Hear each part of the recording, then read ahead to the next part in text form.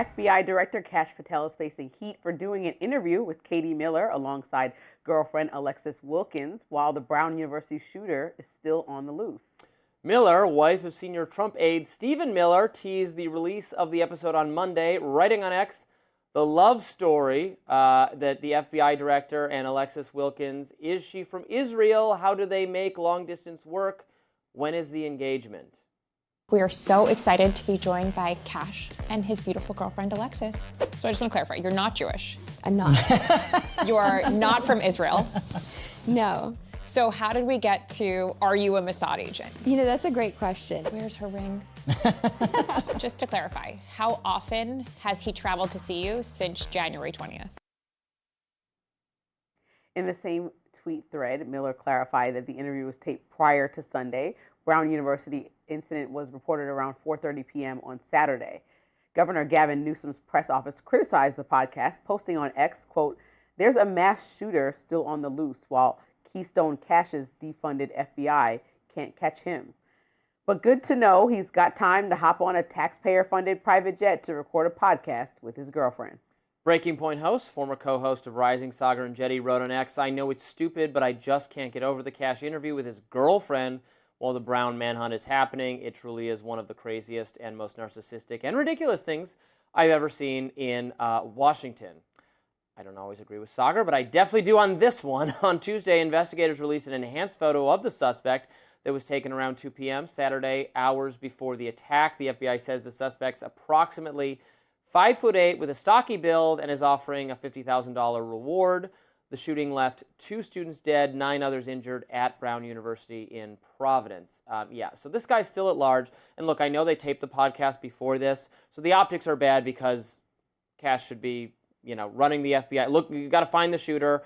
The information they've given about this attack is not a lot right now. Right. I've heard some reports that he shouted something, perhaps Islamic something as he was doing it. But that's not been confirmed. They should know. It's not been released. I don't know what's going on. I assume they will catch the guy in the fullness of time, whatever. But even if there was nothing going on nationally that was important for the FBI to be focused on, you don't want to imagine that. What a stupid interview. What do you mean? You just got engaged. People want to celebrate their engagement. They're not engaged. It's his they're not girlfriend. engaged? No, Oh, I it's thought it was his an girlfriend. Because there were a lot of political people that got engaged over the weekend. Yes, we didn't talk about. It's just his girlfriend. That is a key difference. Yeah.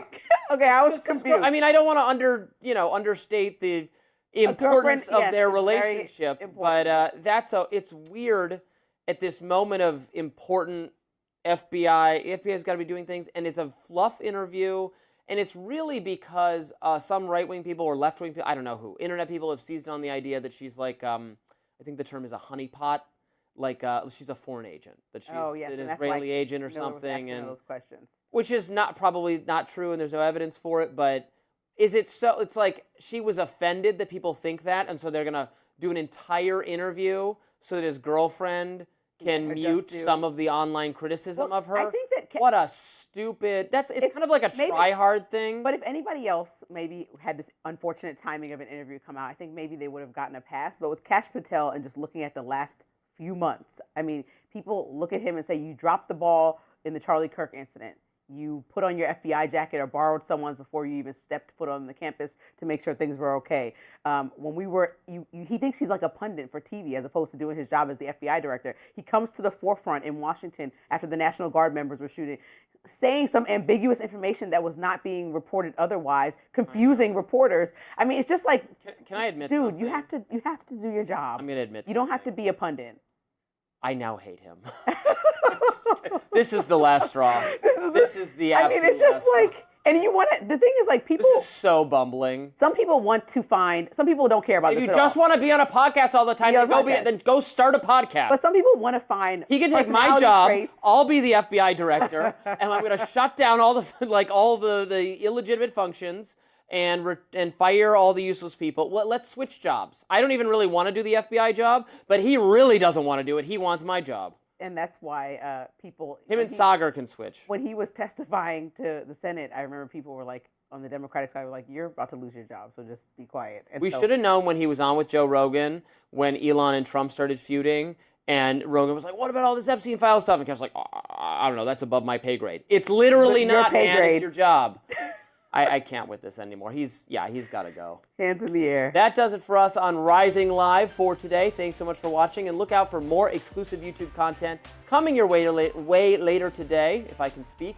Be sure to like, share, and subscribe to The Hill's YouTube channel so that you never miss any content. And for those of you who like to listen while on the go, we're now available anywhere you can find podcasts. And we'll be back tomorrow. See you then.